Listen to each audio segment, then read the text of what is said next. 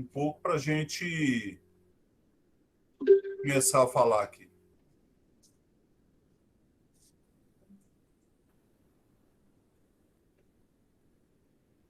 Tá ok? Tá aparecendo aí, Matheus? Ainda não. Não? De novo. De novo, compartilhar, apresentar agora, ali do lado da mãozinha. Apresentar agora. Isso, do lado da mãozinha. A tela Tela inteira. inteira. Compartilhar. Clica na tela, isso, habilita, aí vai ficar azul e você compartilha. Compartilhar. Ok? Ok, maravilha, foi agora. Tá ok aí? Beleza? Beleza, pode começar. Pode começar? Então, o Se você puder embaixo ocultar, né, do lado de o Meet está ocultar. compartilhando, ocultar isso. Sim. Tá legal agora? Tá sim, tá, beleza. Bom, então, como eu já havia começado a falar aí, o nosso bate-papo vai ser sobre alternativas sustentáveis para as áreas de proteção permanente e recomposição de áreas degradadas, né? Vamos lá. Falando um pouco da minha formação profissional, né? Eu sou engenheiro agrônomo, formei em 1994. Depois eu fiz licenciatura em Química, Três Corações, fiz pós-graduação na área de Engenharia Ambiental e depois fiz uma outra pós-graduação na área de Engenharia Sanitária. Eu tenho empresa de controle de pragas, né, e meio ambiente, já desde 96 que eu atuo aqui no sul de Minas, né? Eu atuo como perito ambiental aqui no município de São Lourenço, desde 2010, e ele engloba outras cidades aqui da região. E acabei pegando também em várias cidades aqui da região, né? Caxambu, Carmo de Minas, Conceição do Rio Verde, Carmo de Minas, tem Itamonte, Cruzília. Então a gente acaba atuando em toda a região aqui como perito ambiental. Bom, o que são áreas de preservação permanente? Então, na imagem aí, vocês veem que a gente tem aqui as nascentes, né? A nascente é uma área de preservação permanente, tá? É onde tem os olhos d'água, onde tem as surgências, né? Então, isso aqui é considerado uma área de proteção permanente. E depois dessa nascente, o que acontece? Ela começa a formar um curso hídrico, né? Então, esse curso hídrico, olha aqui, essas áreas à margem desse curso hídrico, né, são consideradas áreas de proteção permanente. Então, as nascentes é 50 metros de raio desse olho d'água. Então, essa área é uma área de proteção permanente, protegida pela lei, né? Nós vamos comentar depois. E depois que essa nascente forma um curso hídrico, né? Essas margens, tanto o lado esquerdo como o lado direito do córrego, também são consideradas áreas de proteção permanente. Além disso, tem os topos de morro, né? E as áreas com inclinações, com uma certa inclinação, também é considerado uma área de proteção permanente. Então, aqui, ó, topo de morro, né? Também é considerado área de proteção permanente. Eu sei que aí no Pará, provavelmente, vocês não vão ter essa situação, né? Aqui, a gente está no sul de Minas, uma região onde tem a Serra da Mantiqueira, uma região muito montanhosa, mas mesmo assim são difíceis esses casos, né? Eu estou aqui já há 25 anos, eu até hoje não vi uma área que seja considerado como APP topo de morro. Somente na divisa ali com o estado do Rio e São Paulo, né? Onde tem o Parque Nacional de Itatiaia, que a gente tem essa situação, que são áreas de proteção permanente topo de morro. Encosta superior a 45 graus também são muito poucas, tá? O que a gente vivencia normalmente são isso, são as nascentes, né? E as matas ciliares. Então essas são as principais áreas de atuação da gente aqui. Então aqui, ó, você tem a nascente, tá? Essa nascente vai formando o curso hídrico, né? Então esse curso hídrico, ele, conforme ele vai alargando, aumentando a sua largura, né, do seu rio, ele vai aumentando a área de proteção permanente. Então, aqui na nossa região, a gente normalmente se depara com isso. Até 30 metros é a área de proteção permanente, né? Isso acontece quando a largura do rio for inferior a 10 metros. Então, grande parte dos nossos cursos hídricos tem largura inferior a 10 metros. Somente o Rio Verde, né, que em alguns pontos aqui, né, ele tem largura superior a 10 metros, então a área de proteção permanente, a APP, é de 50 metros de largura. Né? Então, aqui, essa aqui é o caso da nascente, né? Você tem o olho d'água aqui, você tem 50 metros de raio em torno desse olho d'água, tá? Depois disso, ele começa a formar um curso hídrico, tá? Começa a formar o curso hídrico, e aí você tem a área de proteção permanente, que é da mata ciliar. Então, nesse caso aqui, né, quando ela começa a formar, mesmo que seja um fio d'água, pouquinha água, a área de proteção é 30 metros. Né? Então, essa é a principal situação que a gente vê aqui. O cara tem uma nascente, forma um curso hídrico, aí ele tem que preservar esses 30 metros. Esses 30 metros ele não pode fazer nada. Né? Então, aí que a gente está, a nossa atuação é em cima disso. O que a gente pode fazer dentro dessa área que seja amparado por lei, pelo Código Florestal Federal? No caso aqui em Minas Gerais, nós temos o nosso Código Florestal Mineiro, que é muito similar ao federal, né?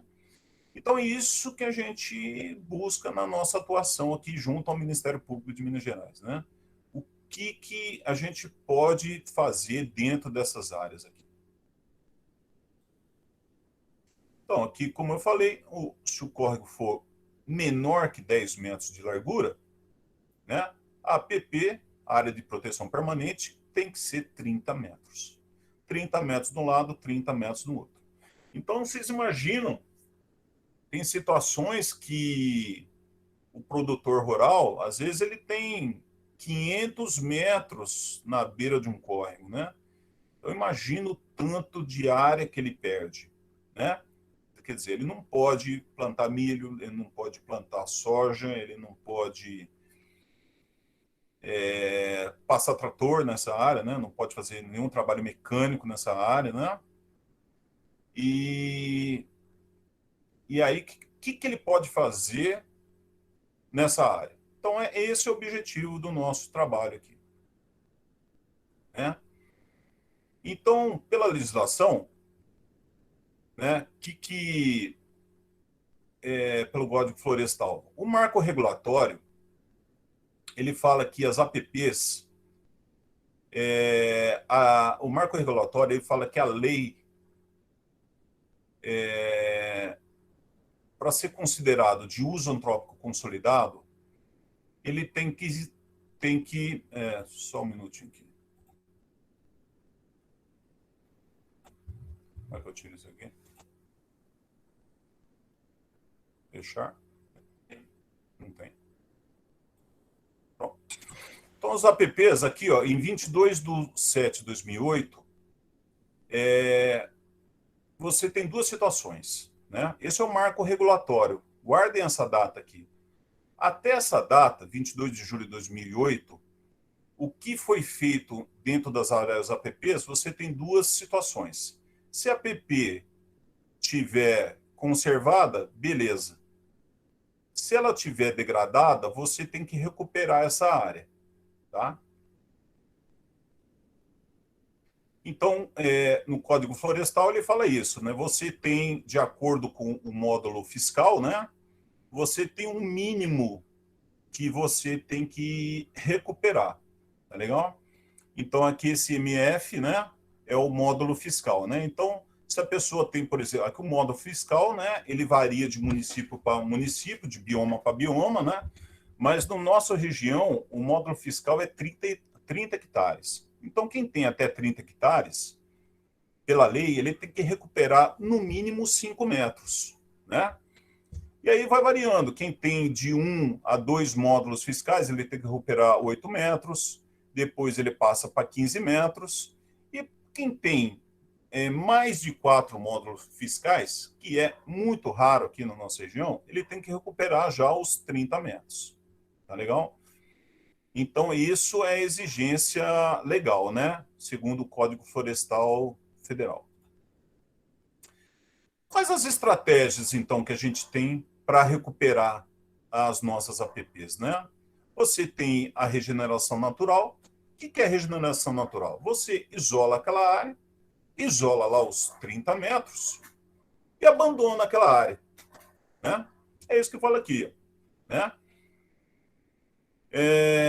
Os processos naturais acontecem livremente. Então, você abandona a área, o que acontece? A área vai se recuperando normalmente, tá? A mata vai crescendo, vai vir aquelas espécies pioneiras, né? Que normalmente se desenvolvem mais rápido, aí ela vai começar o processo de sombreamento, vai começar a vir aquelas espécies secundárias e até as espécies clímax, né? Que é aquelas que vão ficar por mais tempo naquela área de proteção permanente, né? Então, essa aqui é uma foto de um trabalho que a gente desenvolveu. Nós fizemos o licenciamento ambiental aqui da Maria Fumaça, né, que é um trem turístico. Ele já atualmente tem um trecho que funciona, né, que é de São Lourenço à Soledade de Minas. Nós fizemos licenciamento ambiental de um outro trecho, que é do município de São Lourenço até o município de São Sebastião do Rio Verde, tá? Que é vizinha à cidade de Pouso Alto. Então, esse trecho foi inaugurado por Dom Pedro II, né, no século XIX ainda, né?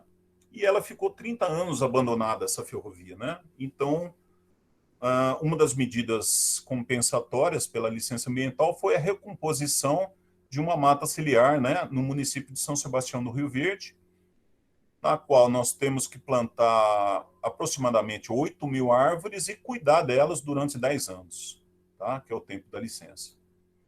Então, algumas fotos, né, da nossa recomposição, né, lá no município.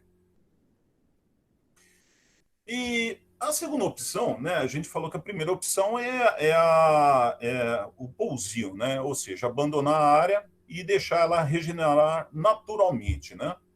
Mas você pode também fazer um manejo, né, dessa área, né? Você pode acelerar o processo, ou seja, você pode controlar plantas competidoras, né, que a gente tem a principal, que é a braquiária, né, que ela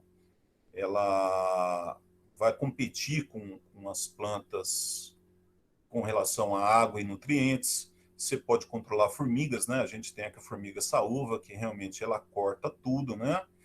E prejudica muito o crescimento das plantas. Você pode fazer uma adubação, né? Você tem um adubo lá, o 2520, que a gente usa a formulação para acelerar, né, o crescimento das plantas. Você pode fazer um enriquecimento. O que é o enriquecimento? É você plantar alguma espécie que vai te trazer algum benefício. Por exemplo, uma goiaba, né? Então, a goiaba, eu gosto muito da goiaba, porque é uma planta extremamente rústica, ela suporta locais que dá enchente, por exemplo, ela suporta bem, não dá praga nenhuma, e a fruta é excelente, né? Você pode fazer doce, geleia, polpa, pode congelar a polpa, fazer suco, goiabada cascão, é mil e uma utilidades, né? E você também pode fazer o adensamento dessa área, né? E, e acelerar o processo, né? Você pode fazer também o plantio, né? Você pode introduzir, né, espécies vegetais, herbáceas, arbustivas e arbóreas, nativas ou não. Então, o que a gente tem feito aqui? Normalmente, a gente tem buscado nessas áreas, né, a introdução de plantas frutíferas do bioma Mata Atlântica.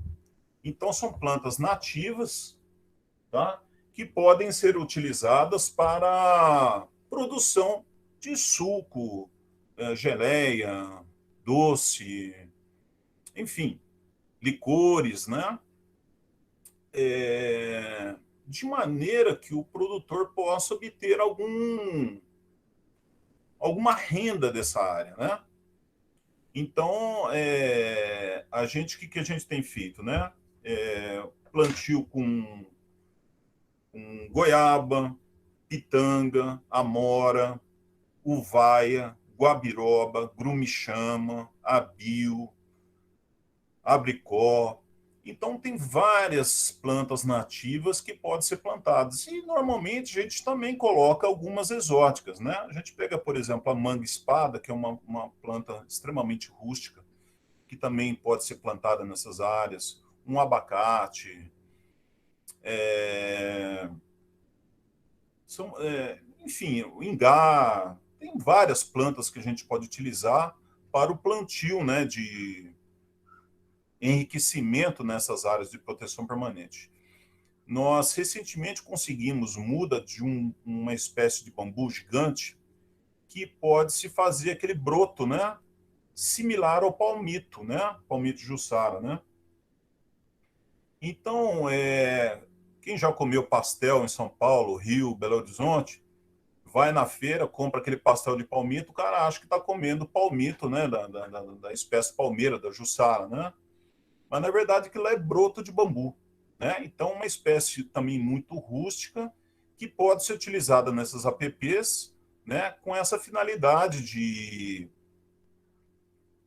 obtenção de renda, né, para o produtor rural, né?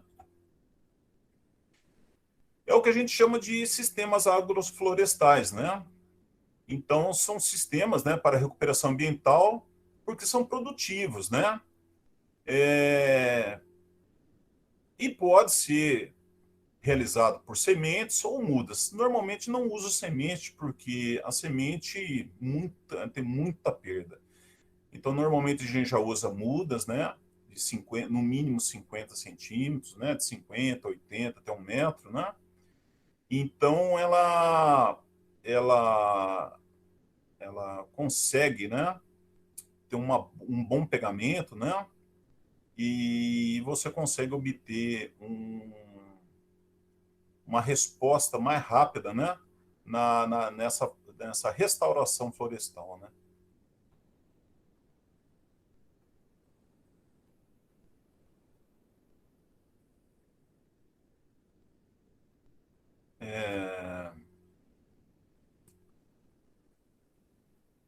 Uma coisa muito importante nessa regeneração, né, você evitar o pastoreio de animais, né, que a gente tem uma competição muito grande com ruminantes, né, com vaca, principalmente, né, cavalo.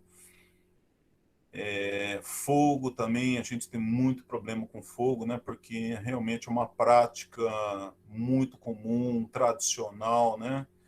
E a gente passa muito apertado com relação ao fogo, né? E outro grande inimigo são as formigas cortadeiras. Então, tem algumas espécies assim que são bem atacadas, né, com as formigas, né? Normalmente, as espécies nativas, elas não são muito afetadas, né, com as formigas cortadeiras, né, principalmente a Atasex dens, né, que é a formiga saúva, né, mas tem a formiga quem também, que é outra que causa um grande dano, né, nas plantas, né, e, enfim, são os grandes inimigos nossos. Então, as vacas, cavalo, fogo e formiga. E a braquiária, né? A braquiária também é um grande inimigo nosso. Pêssego, eu queria que depois, quando você finalizar essa apresentação, você aproveitasse e comentasse um pouco sobre aquela ecobarreira, né? Ah, A sim.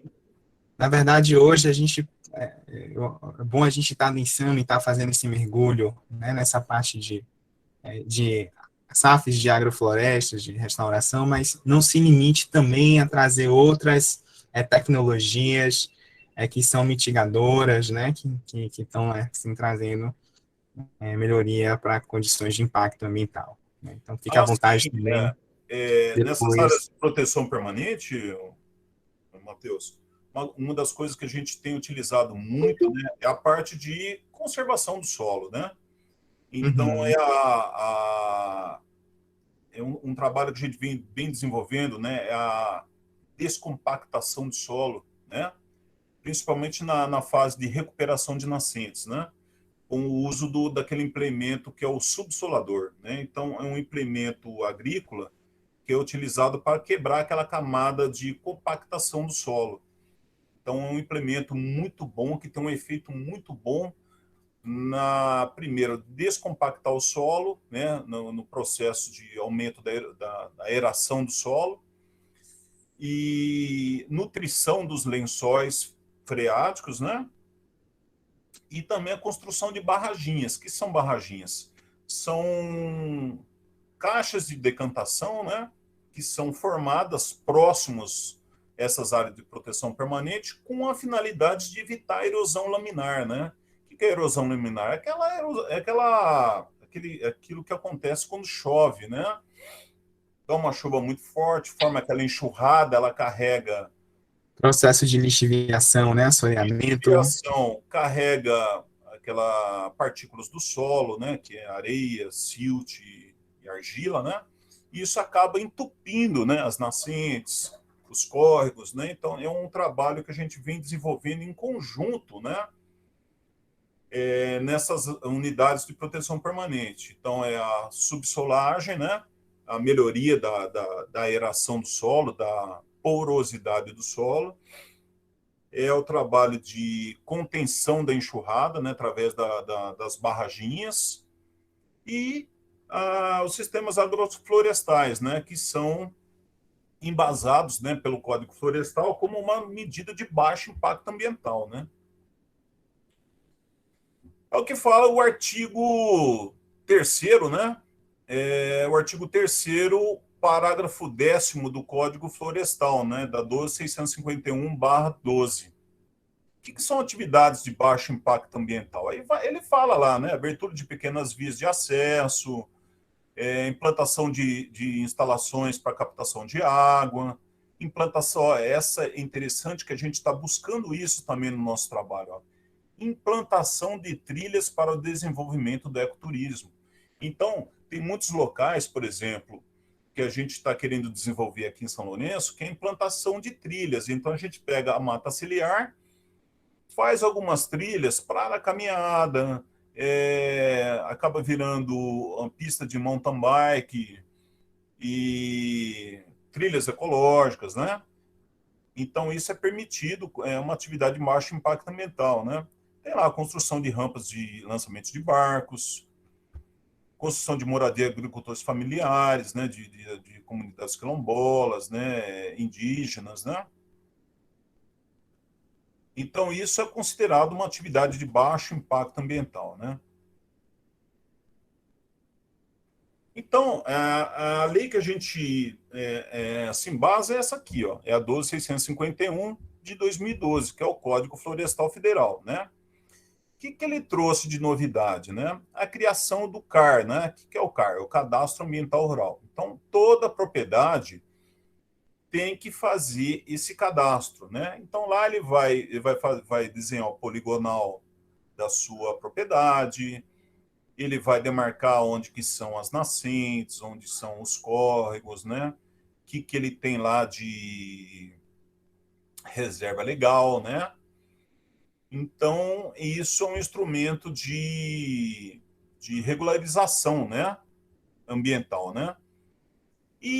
Além disso, né, ele contempla também o PRA, né, que é o Programa de Regularização Ambiental. O que quer dizer isso? Por exemplo, vamos supor que a propriedade, né, vocês lembraram daquela data, 22 de julho de 2008? Vamos supor que aquela propriedade, até aquela data, ele só tinha 10% de reserva legal. Aqui no bioma Mata Atlântica, né, você tem que ter pelo menos 20%, é o mínimo de reserva legal, né? Então, se a propriedade nessa data tinha 10 hectares, né, e ela precisava ter 20, ele vai ter que regularizar ambientalmente essa área. Então, ele vai ter que chegar nos 20%, né? Isso ainda não foi regulamentado ainda no Congresso, mas a pessoa, no momento que ele fez o cadastro ambiental, ele já fez uma declaração. É como se fosse uma declaração de imposto de renda, né? Ele declara que ele tem a reserva legal inferior ao que determina a lei. Então, ele sabe que mais cedo ou mais tarde ele vai ter que regularizar essa área. O mesmo acontece nas APPs. Se o cara tem, por exemplo, ele tem que ter 30 metros preservado na beira do rio e ele não tem nada, ele sabe que ele vai ter que preservar esses 30 metros. Aí que a gente entra. Ele falou, já que você vai ter que regularizar a sua situação, o que você pode fazer para obter algum benefício nessa área? Daí a importância dos sistemas agroflorestais, né? Então, a introdução de frutíferas, uma outra coisa que a gente usa muito é o plantio de bambu, né? O bambu normal, que o bambu também é uma planta que tem mil e uma funções, né? Ele pode utilizar para fazer uma cerca, ele pode utilizar como lenha no fogão a lenha, em lareira, que a gente usa muito lareira, né? Que é muito frio. Ele pode utilizar para artesanato. E aqui uma disputa muito grande para o bambu, porque aqui o pessoal costuma fazer espetinho de churrasco. Então, é uma disputa para o bambu que você nem calcula. Então, é uma planta rústica que você pode plantar na APP e você pode explorar isso ecologicamente, né? É lógico, dentro dos parâmetros ambientais sustentáveis, né? O cara não tem uma moita de bambu, ele não pode ir lá simplesmente chegar lá e acabar com a moita. Ele tem que ir tirando aos poucos, né? Que mais? Como falei, o programa de regularização ambiental, a gente já comentou aqui, né, sobre os passivos ambientais que ele tem na propriedade, ou com relação a APP, beira de rio nascente, ou questão de reserva legal. Se ele tiver problema, ele tem que regularizar, né?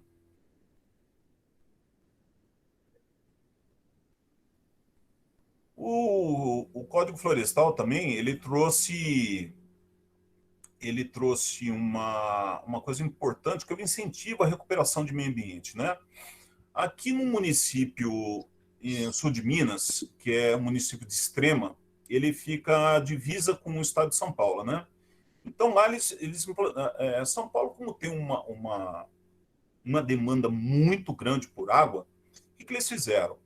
Eles fizeram uma parceria com o município vizinho e incentivaram o produtor a recuperar as nascentes e matas ciliares. Então eles pagam para o agricultor cuidar dessas áreas. Por quê? Porque eles precisam de água. São Paulo tem uma demanda muito grande por água. Então, uma coisa bacana que é feito e aquele município se transformou num produtor de água. É um serviço ambiental, né? Assim como a questão do sequestro de gás carbônico, né? Que é um outro serviço ambiental. A questão da beleza cênica, né? Que todo mundo acha muito bonito a mata.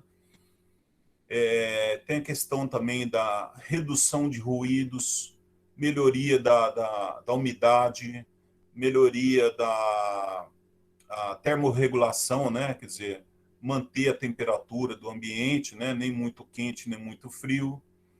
Então, é esse o trabalho que a gente tem desenvolvido, né? Com atividades que a gente busca para que o agricultor tenha alguma alternativa nessas áreas, né? Eu não falei, mas tem apicultura também, né? Tem vários agricultores aqui que utilizam-se de apicultura.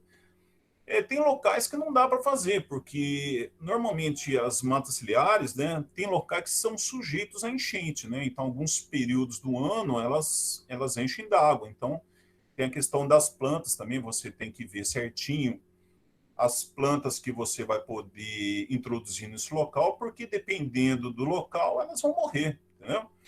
Então, por exemplo, tem uma planta aqui que é muito indicada para essa finalidade, que é o ingá, né? O ingazeiro, né? O ingazeiro, ele resiste bem a solo encharcado, né? A gente tem a sangra d'água, tem a pinha do brejo, tem a sebastiana, tem várias outras plantas, né? Tem o mulungu, né? O muxoco, e também é outra planta que ela é ornamental, ela é utilizada como cerca-viva, uma planta fantástica, ela tem bastante espinhos, usa como cerca-viva, ela dá uma flor vermelha no inverno, que é a coisa mais linda, atrai beija-flor, atrai abelha, né?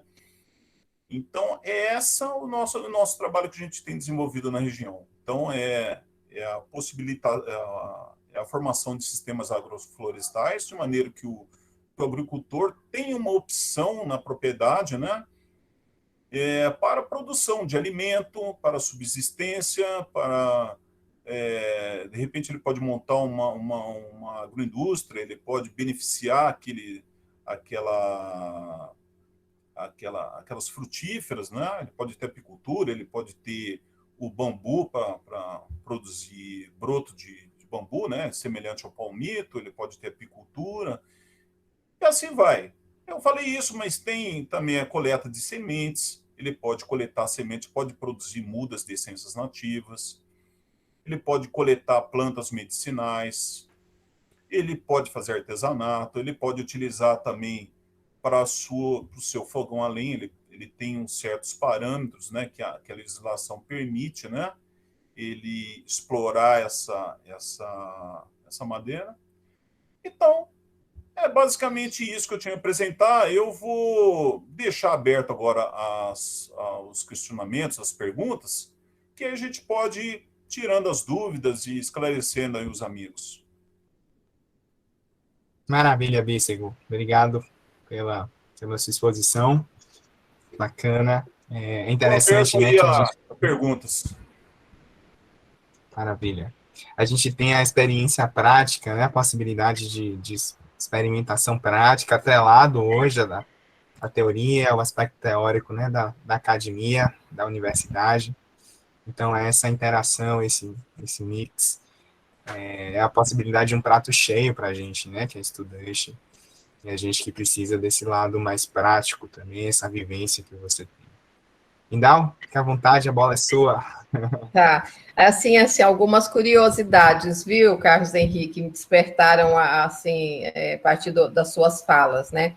Mas, assim, o que me chama muita atenção é quando você fala sobre a questão das nascentes, né? Porque a nascente é tudo, né? Acabou com a nascente, você acabou com toda a possibilidade de até grandes rios, né? Exato. E no sul de Minas, a gente sabe desse potencial de águas que tem, né? Nós temos o exemplo aí de São Lourenço, que tem vários tipos de água em um espaço geográfico até bem pequeno. Existe, assim, já esse mapeamento das nascentes aí no sul de Minas, nessa área que você mais atua, e se existe, vocês fazem um trabalho, assim, de conscientização, como que está o estado dessas nascentes, se estavam sendo degradadas, hoje existe uma certa consciência, uma conscientização sobre elas, estão sendo recuperadas, como que está esse trabalho junto à comunidade? Então, Nidal, você que está aí na universidade, você sabe disso, né? Que grande parte dos problemas brasileiros estão relacionados com a educação, né? Você sabe que, infelizmente, a população ainda não tem consciência, né? Então, esse trabalho que a gente faz lá no Ministério Público é praticamente um trabalho de punição, exatamente, porque as pessoas não respeitam as nascentes, matas ciliares. É um ou outro que tem essa consciência, né? Infelizmente, né? O que a gente pode notar é o seguinte, que como a Polícia Ambiental tem feito um trabalho ostensivo, um trabalho ativo aqui na nossa região, né? Então, o nosso meio ambiente, né, está muito melhor que alguns anos atrás, né? Eu estava comentando com um colega aqui, que é engenheiro florestal, né, que aqui na região, há 50 anos atrás, os morros eram todos nus. Você contava as árvores que você via, né?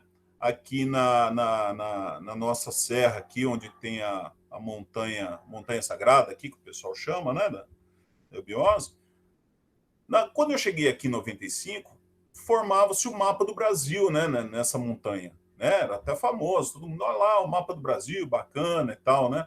Se você chegar hoje para ver lá, a mata tomou conta. Mas por que tomou conta? Grande parte é pelo êxodo rural. Né? Os agricultores desanimados com a produção de leite, né? Então, leite é um produto aqui, um gado extensivo, né? Então, como o valor é muito baixo, então muitas pessoas estão migrando assim para outras atividades, a gente vê várias fazendas abandonadas.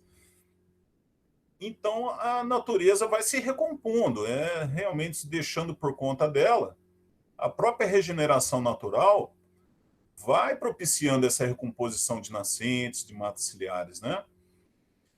Mas o que eu posso dizer é que o meio ambiente hoje aqui, né, a Mata Atlântica aqui, está muito melhor do que 30 anos atrás. Então, você vê, assim, por exemplo, uma coisa que eu não vi aqui era o tucano, por exemplo.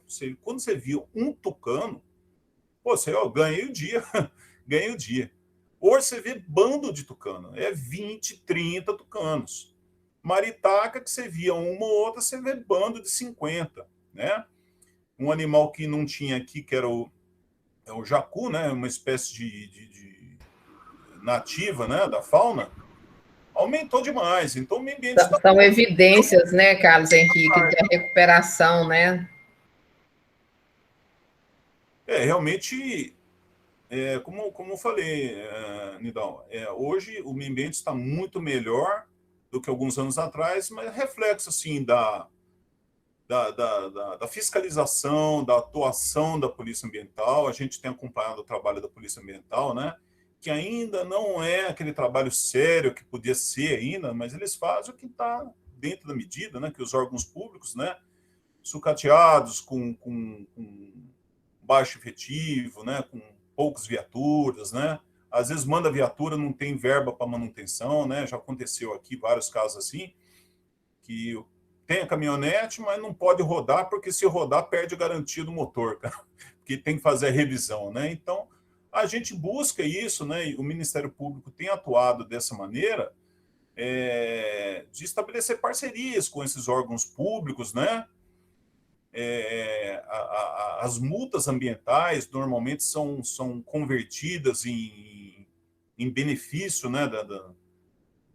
Da Polícia Ambiental, né? Às vezes a viatura está precisando de pneu, está precisando trocar a suspensão, reforçar a suspensão, né? É assim que tem ocorrido aqui na nossa região. Tá certo, obrigada. Esse é o trabalho mesmo, é um trabalho que não é tão imediato, né? É um trabalho de conscientização, é educativo mesmo, é como você falou, vai no cerne do problema, porque é um trabalho educativo, né? Exatamente. De compreensão de que se danificar aquela nascente, compromete ali a água daquela região. Mas é muito importante também esse aspecto que você fala, Carlos Henrique, das parcerias, né? As parcerias, as campanhas, sair mesmo com o grupo e esclarecendo mesmo esse trabalho, né, antes da punição, né? Você faz uma advertência, você faz esse trabalho de conscientização, se as pessoas não atendem, aí infelizmente a punição, né? Mas parabéns, esse é o trabalho. E eu fico assim muito feliz de ver essa sua fala, dessa recuperação, de que está bem melhor do que há 30 anos, porque é o planeta onde nós vivemos, né? Então nós precisamos cuidar da nossa casa, né? Com muito amor, né? Exato. E como eu falei, Nidal, o objetivo é recompor essas nascentes de maneira que o agricultor também tenha uma opção de renda, né?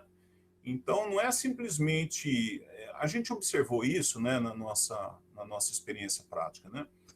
Normalmente, quando o cidadão assina o termo de ajustamento de conduta, né, com o Ministério Público, né, é quase como imposição, né? O promotor manda, ó, você tem que cercar e recuperar a sua APP. O cara faz porque é obrigado, né? Não tem jeito. Tem multa, tem várias cláusulas punitivas, processo judicial, né? O cara faz porque é obrigado. Mas no momento que encerrou o processo, o que o cidadão faz? Ele corta o arame, põe a vaca para dentro da APP. Põe vaca, põe cavalo, põe cabra, né? É a maneira de falar, né? Enfim, acaba com todo aquele trabalho que estava sendo desenvolvido para recuperar aquela nascente, aquela beira de rio. Por isso que eu já até discuti com vários policiais aqui, né, amigos, né? Porque eles acham, não, tem que isolar, tem que cercar a PP e deixar ela recompor. Eu falo, o cara pode fazer isso durante um tempo, mas daqui a pouco, o que vai acontecer? A hora que o moirão da cerca estiver ruim, ele não vai arrumar mais, ele vai abandonar e vai deixar o gado entrar. Se o cara faz um pomarzinho, se ele faz um sistema agroflorestal, ele vai cuidar, porque ele sabe que dali ele vai pegar goiaba, ele vai pegar pitanga, ele vai pegar ameixa, ele vai pegar uma manga, ele vai pegar um abacate, tem lugar que dá para ter uma jaca, entendeu? Ele pode ter diversas frutíferas, né?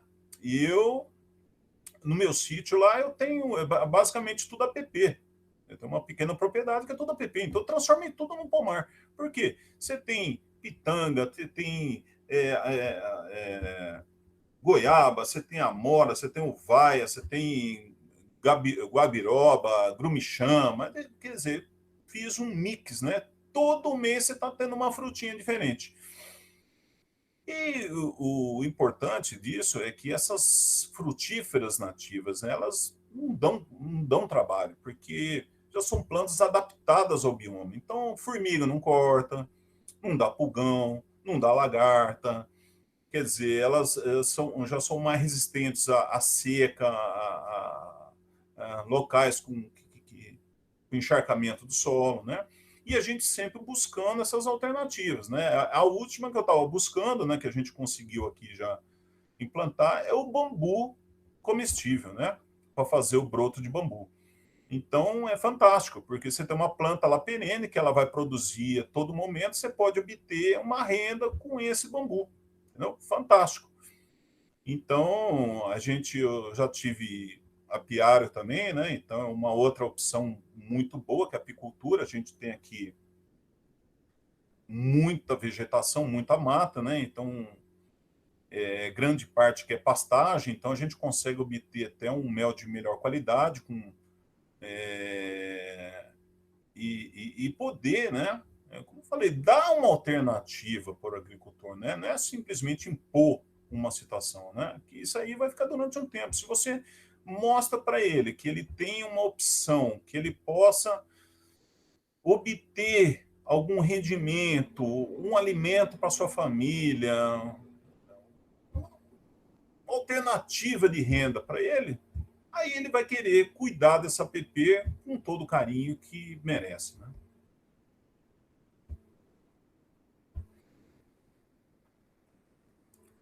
Estou à disposição para mais perguntas. Pode perguntar aí, Matheus.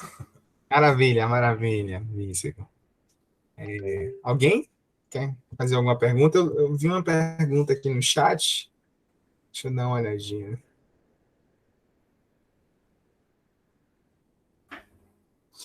As plantas exóticas podem afetar a biodiversidade local? Quem pergunta é a Késia. O que acontece? As plantas exóticas, elas tem algumas que são exóticas, mas que estão tão bem adaptadas à nossa região que não chega a afetar a biodiversidade. É o caso, por exemplo, da manga-espada, que é uma planta nativa da Índia. Então, você vê a manga-espada aqui, você vê nessas APPs, ela fica lá, Deus dará. Entendeu? Ninguém põe adubo, ninguém capina, ninguém faz nada nela. E produz um absurdo. Entendeu? Eu tenho eu tenho um laboratório aqui num bairro aqui, que é próximo lá da Montanha Sagrada, né? Que é lá no bairro Canaã. E eu até peguei a muda, eu peguei lá na residência da dona Selene, que é um abacate e manteiga. Mas ele produz, é um absurdo. Ele chega assim, ele é temporão, esse ano ele não produz, mas com certeza o ano que vem ele vai produzir. O ano passado, eu acho que eu tirei uns 8 sacos de abacate. Então eu distribuí aqui para alguns asilos. Nossa, muita coisa. Muita coisa. Ó, eu mandei um saco, tem 3 asilos aqui, né? Que é a Casa de Maria, o Asilo São Vicente de Paula e o Lar São Francisco de Assis. Mandei um saco para cada um. Eu comi abacate todo dia. Dei para vários amigos. E, rapaz, você tem que ver a festa da fauna. É bem-te-vi, é sabiá, é sanhaço, é tucano, é maritaca, é jacu. Ó, cai no chão, vem gambá, vem ouriço. Rapaz, e ainda perde. E fica lá, a Deus dará. É incrível, né? E um alimento extremamente rico, né? Você vai comer o abacate, ele tem ômega 3, ômega 6, ômega 9, é comida de qualidade, né, meu amigo? Sem nenhum tipo de agrotóxico. Então, essa é a vantagem, né, de você introduzir algumas plantas exóticas, mas que ao mesmo tempo são adaptadas, são rústicas. Né? Eu não vou chegar numa app e plantar lixia, porque eu sei que não vai para frente, meu amigo. Não vai encher de praga. A formiga vê a lixia de longe e fala, nossa, ali mesmo que eu vou cortar, rapaz, vai direto nela. Entendeu? Então, você vai ter que fazer poda, tem problema de ácaro, tem que pulverizar com calda bordaleza para combater fungo, né? Então, eu vou introduzir algumas exóticas, mas que são adaptadas ao bioma. Então, eu sou muito fã do abacate, da manga espada, tem a manga coquinho também, que vai muito bem. Banana também, em alguns locais mais encharcados, ela também vai muito bem. Mas aqui a gente tem a questão da geada. Agora, por exemplo, tudo que é banana queimou com a geada. Entendeu? Deu 2 dias de geada semana passada, que foi violento, queimou tudo. Então, ela tem a questão da geada, né? Uma que eu sou muito fã de carteirinha. 2 que eu sou também muito fã, que não dão praga, são fantásticos. Limão Tahiti, limão cravo e acerola. A acerola é uma planta abençoada. Não dá praga, formiga não corta, não dá pulgão, não dá lagarta. É fantástico. Muito bom. O limão Tahiti também ele tem um crescimento muito rápido, produz com facilidade. A formiga também não gosta de cortar, ela corta, mas assim, em último caso. O limão cravo é aquele limão vermelho, limão caipira, né, que a gente chama. Também é uma outra planta que produz muito fácil. Então, a pessoa também pode ter essas plantas exóticas, né? Você não vai plantar kiwi nessa área, não vai plantar physalis, não vai plantar... Sabe? Isso aí vai dar muito trabalho. Aqui o clima é favorável para pêssego, né? Que é frio, né? Mas não dá, porque é muita praga, a formiga corta, você tem que fazer poda, você tem que sacar o fruto para não dar mosca das frutas. Então a gente busca essas plantas exóticas, mas que já são mais adaptadas ao nosso bioma Mata Atlântica, né? Maravilha, Bícego. O Antônio Ferrari levantou a mão. Por favor. Oi, Carlos Henrique. Você falando das exóticas, acho que um dos grandes problemas das exóticas, não sei se você me corrige se eu estiver errado, é aquela exótica que é invasiva, né? Porque essas que você falou aí são plantas exóticas, mas adaptadas, e elas não têm essa capacidade invasiva. Quando são invasivas, aí o problema, ela pode causar desequilíbrio, né? Não é isso? Exato. Isso. Então, eu estava pesquisando, uma delas aí, por exemplo, é a cana da Índia. É uma planta muito boa para recuperação de áreas degradadas. E algum tempo atrás, eu pesquisando sobre bambus, né, eu descobri que também pode fazer broto de palmito, broto de bambu dela. Então você pode manejar ela e fazer comida com a cana da Índia. Então você tem que se atentar a isso, né? Espécies que não sejam muito agressivas, né? A cana da Índia ela é extremamente agressiva, né? Mas em alguns locais onde você precisa de uma rusticidade e considerando esse caráter invasivo dela, é uma excelente alternativa. Tem alguns locais aqui que eu planto a cana da Índia e ela é excelente para recuperação de água degradada, porque ela consegue conter taludes, locais que foram feitos desaterro, que o solo está degradado, o solo pobre, né? E ainda você tem a opção de você fazer tanto o palmito, o pessoal usa como varinha de pesca, né? E pode fazer artesanato. O pessoal tem aqui na região, como a gente está numa cidade turística, né? São Lourenço, para quem não conhece, uma cidade, é uma estância hidromineral, a gente tem 8 tipos de água mineral, né?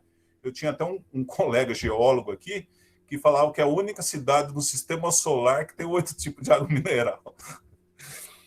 E então você tem essas alternativas. Como eu falei, a opção é essa: é a gente buscar alternativas para essas unidades de proteção, né? Para a gente fazer com que o agricultor tenha uma fonte de renda, uma fonte de alimento, para que ele não deixe essa área ser degradada, para que o principal das APPs, que é o serviço ambiental, é a produção de água, o controle da umidade, o controle da temperatura, controle da pressão sonora, né, do barulho, né? Então, isso é o principal, né? Eu acho que um dos principais é a produção de água, né? Isso aí é sem dúvida o principal, mas a gente tem que buscar aliar com outras coisas. Pô, se eu posso produzir comida, pô, que legal, cara. Eu posso ter abacate, eu posso ter goiaba. Goiaba é uma planta rústica, cara. Nossa, que tem de fábrica de goiaba em São Lourenço, de fábrica de doce de goiaba em São Lourenço, é um absurdo.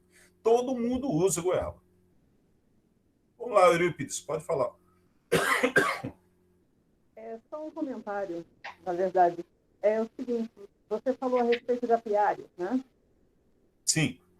Então, eu acho uma excelente essa história do apiário, porque nós temos problemas no Brasil inteiro, e, na verdade, no mundo inteiro, em relação às abelhas, né? Porque os agrotóxicos estão matando, está sendo um problema sério. Sim. Então, o fato de ter apiários ajuda muito nessa questão, mesmo que a pessoa não vá viver de vender o mel, né? Mas eu acho que ajuda bastante. Aqui a gente tem diversos apiários, né? A Serra da Mantiqueira é famosa pela própolis verde, né?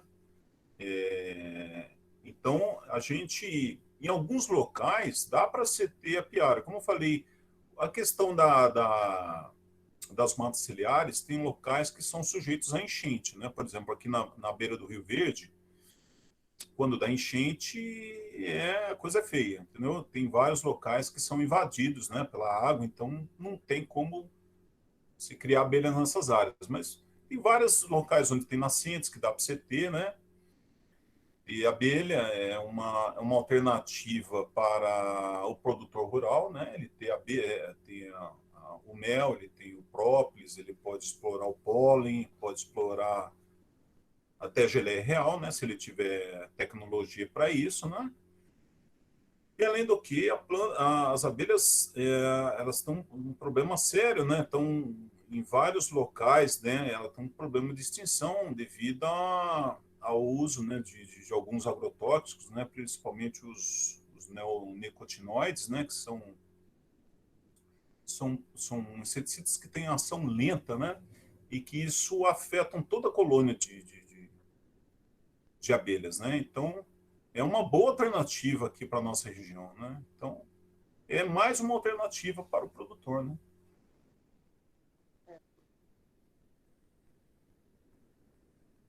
Maravilha, amigo. Alguém mais? Alguma pergunta?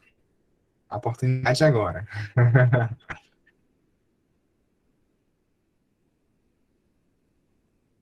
Não, Matheus, pergunta não, só agradecer, né, pela maravilhosa palestra que o Carlos nos ofereceu hoje. Obrigado, Kézia.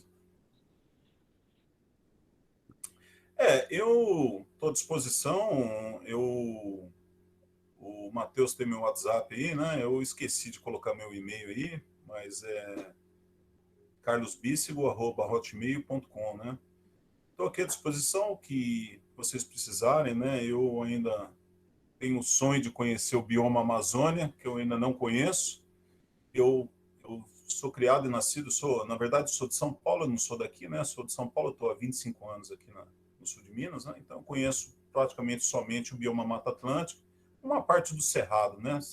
Minas Gerais tem uma parte de Cerrado, São Paulo também tem uma parte de Cerrado, então eu estou aqui mais na região sudeste, mas assim, eu sonho ainda conhecer o Pará e meu sonho de consumo é ainda conhecer todo o litoral, saindo aqui aqui o lugar mais perto que a gente tem a praia aqui é Paraty, né? No Uhum. estado do Rio, né? 200 quilômetros daqui é Paraty. Então, é sair de Paraty até Belém. Ainda vou conhecer Belém ainda, se Deus quiser. Breve sim. Isso. Aproveitar a oportunidade, né? Agradecer também a presença de vocês.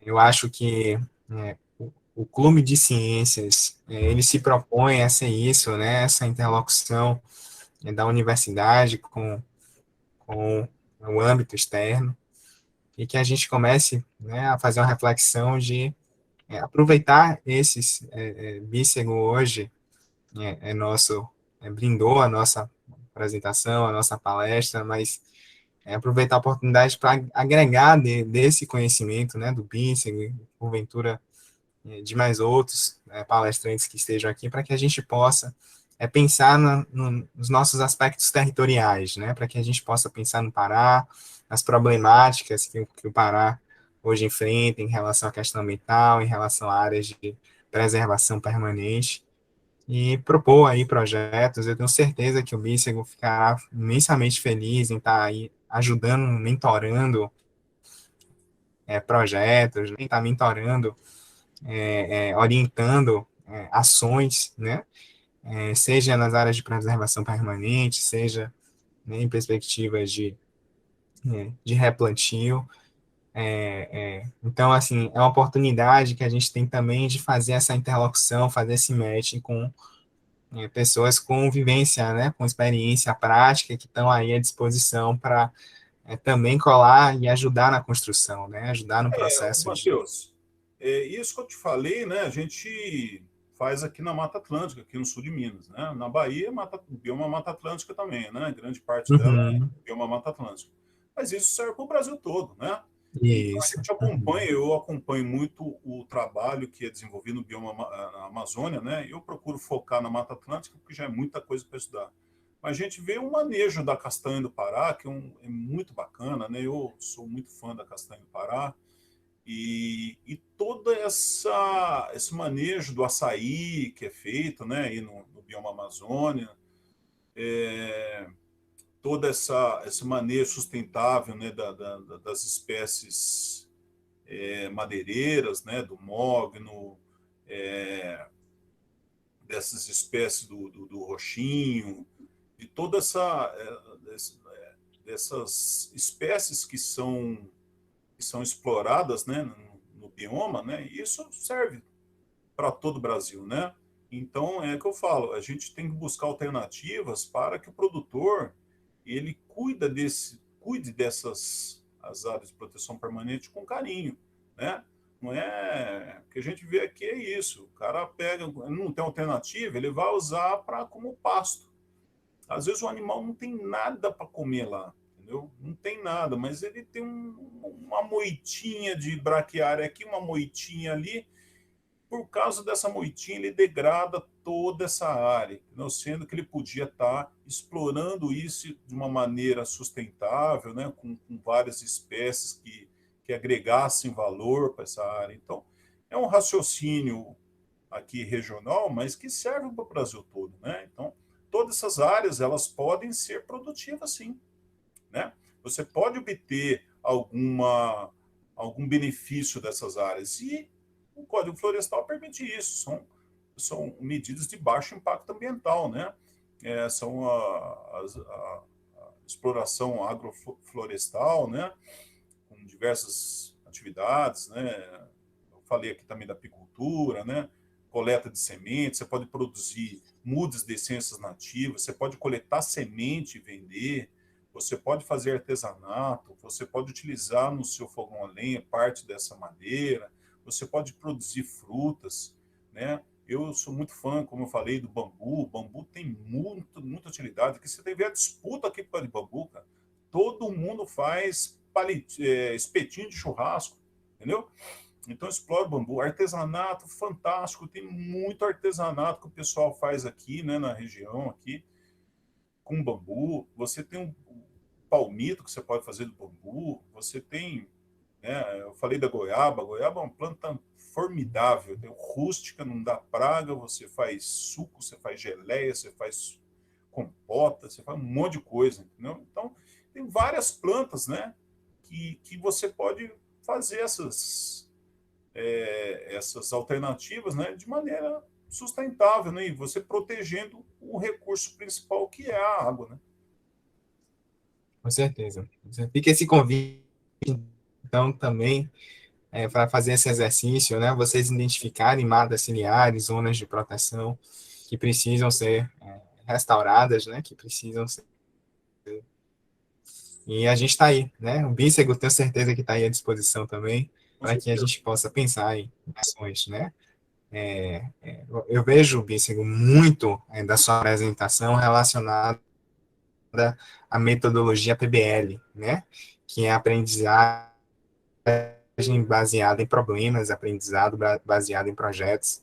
E hoje, grandes universidades do mundo têm usado a metodologia PBL para refletir e propor nova temática educacional, né, que vá para campo, que vá para solo, que pense em causar impacto prático, né, que pense em praticidade, em experimentação. Isso tem uma relação muito forte com a questão dessa interlocução, né, prática e teórica. Né. Eu basta falar que grandes universidades hoje, Harvard, MIT, para que a gente possa alcançar impactos e alcançar propostas desafiadoras para a nossa sociedade, para nosso estado, para nosso município. Enfim, eu fecho hoje, né? Eu acho que a gente fechou por hoje. E eu agradeço a participação de todos, né, em nome do Clube de Ciências Henrique José de Souza, mas também propondo a vocês que a gente não fique preso a essa cadeira, a esse bate-papo, que a gente possa externalizar, né, agora esse exercício de identificar locais que precisam ser restaurados, né, para que a gente possa realmente sair da perspectiva teórica do discurso. Bícego traz exemplos práticos, né, de ações concretas em que tem gerado impactos aí no Sul Mineiro. Tá bom? Obrigado, Bícego, obrigado a todos. À disposição dos amigos aí, foi um prazer poder passar um pouquinho da nossa experiência prática, né, que a gente vem desenvolvendo aqui no sul de Minas. Eu estou